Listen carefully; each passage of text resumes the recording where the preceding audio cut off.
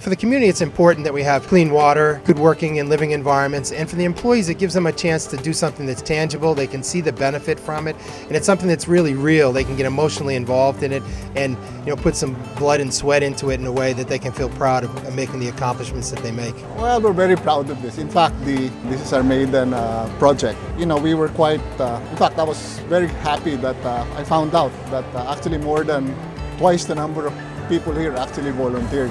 And then JP Morgan in the US basically gives you corresponding funding for you to do more volunteerism. So it feeds on itself.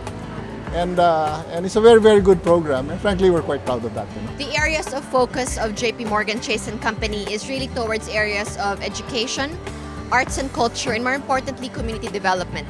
At the same time, the reason we chose Kapit Bisig para sa Ilog Pasig and ABS-CBN really is because we know how effective and efficient your work has been in the rehabilitation of this once glorious Pasig River. With your help, the river will flow with life again.